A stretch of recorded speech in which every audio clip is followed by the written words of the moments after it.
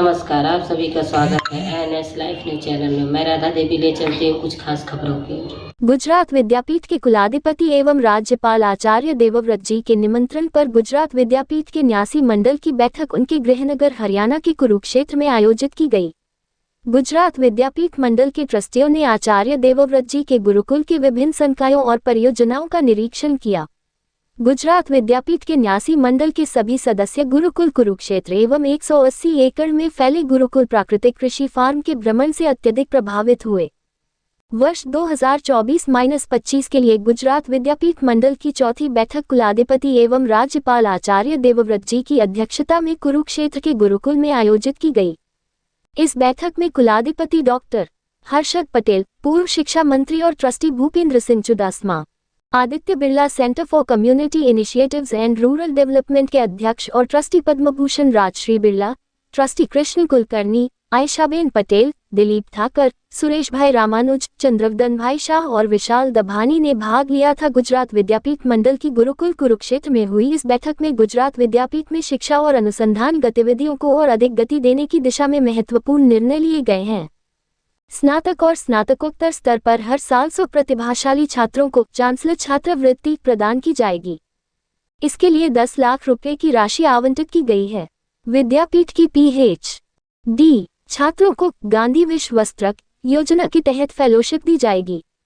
प्रति वर्ष 5 छात्रों को 25,000 रुपये प्रति माह की फेलोशिप देने का निर्णय लिया गया है। गुजरात विद्यापीठ के शिक्षकों के शोध कार्य के लिए प्रति वर्ष 10 लाख रुपये और 50 लाख रुपये का विशेष आवंटन किया गया है। गुजरात विद्यापीठ ग्रेजुएट एसोसिएशन का शताब्दी महासम्मेलन 6 दिसंबर को होगा। इस सम्मेलन में विद्यापीठ के लगभग 10,000 पूर्व स्नातकों को आमंत्रित करने की योजना है। इस बैठक में इस सम्मेलन के लिए 50 लाख रुपये के विशेष आवंटन को भी मंजूरी दी गई है। गुजरात विद्यापीठ मंडल की इस बैठक में वर्ष 2025-26 के बजट को मंजूरी दे दी गई है, जिसके तहत गांधी ग्राम जीवन पदयात्रा के लिए 50 लाख रुपये आवंटित किए गए हैं। गुजरात विद्यापीठ ने उच्च शिक्षा के शैक्षणिक वर्ष 2025 के लिए प्रवेश दिशा निर्देशों को अंतिम रूप दे दिया है। विद्यापीठ के प्राणजीवन विद्यार्थी भवन में कोष कार्यालय प्रारंभ कर अरविंद भाई भंडारी को कोष का संपादक नियुक्त करने के निर्णय का अनुमोदन किया गया। इस बैठक में सोसाइटी के पूर्व ट्रस्टी स्वर्गीय प्रसाद राय दीन निशंकर शास्त्री को श्रद्धांजलि दी गई। गुजरात विद्यापीठ मंडल के ट्रस्टी जब गुरुकुल कुरुक्षेत्र पहुंचे तो कुलाधिपति एवं राज्यपाल आचार्य देवव्रत जी एवं गुरुकुल अध्यक्ष राजकुमार गर्ग ने उनका जोरदार स्वागत किया। राज्यपाल ने सभी अतिथियों को अत्याधुनिक गौशाला एवं गुरुकुल की अन्य परियोजनाओं का भ्रमण कराया। गौशाला के बारे में जानकारी देते हुए आचार्य देवव्रत जी ने बताया कि यहाँ देशी गायों की उन्नत नस्ल के लिए लगातार प्रयास किए जा रहे हैं। गुरुकुल गौशाला की देशी गाय प्रतिदिन 24 लीटर दूध देती है। प्राकृतिक खेती के लिए जीवामृत और घन जीवामृत बनाने में गौशाला के गोमूत्र और गोबर का पूरा उपयोग किया जाता है।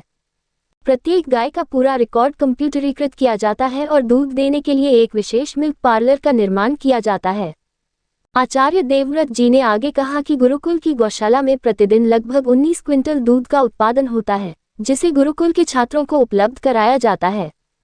न्यासी मंडल के सदस्यों ने गौशाला में उत्तम नस्ल के घोड़ों और घोड़ियों का भी निरीक्षण किया।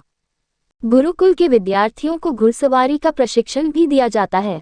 NDA विंग के दौरे के दौरान आचार्य देवव्रत जी ने ट्रस्टियों से कहा, गुरुकुल कुरुक्षेत्र ने पिछले 10 वर्षों में भारतीय सेना को 71 शीर्ष अधिकारी दिए हैं। पिछले वर्ष 17 विद्यार्थियों ने SSB उत्तीर्ण हुए और लेफ्टिनेंट एवं फ्लाइंग ऑफिसर पद के लिए चयनित हुए। NDA विंग के क्लासरूम और मोटिवेशन हॉल को देखकर पूर्व शिक्षा मंत्री भूपेंद्र सिंह चुडासमा बहुत प्रभावित हुए, क्योंकि गुरुकुल की स्थापना इस प्रकार की गई है कि NDA छात्र ऐसी कठिन परीक्षाओं को आसानी से पास कर सकते हैं। उन्होंने NDA के साथ साथ देवयान स्कूल भवन और अर्श महाविद्यालय का भी दौरा किया। इसके बाद गुजरात विद्यापीठ के न्यासी मंडल के सदस्यों ने गुरुकुल के प्राकृतिक कृषि फार्म का दौरा किया, जहां आचार्य देवव्रत जी ने गेहूं, चना, सरसों, मेथी, धनिया और गोभी के साथ मिश्रित फसलों के उदाहरण दिखाए। उन्होंने कहा कि इस विधि से किसान अपनी आय बढ़ा सकते हैं। उन्होंने ये भी कहा कि खजूर, सेब, कैमलिया, स्ट्रॉबेरी और चना, जो आमतौर पर हरियाणा में नहीं उगाए जाते हैं, अब गुरुकुल के फार्म में जैविक खेती के माध्यम से उगाए जा रहे हैं। गुरुकुल के कृषि प्रयोग से सभी गणमान्य व्यक्ति अत्यधिक प्रभावित हुए।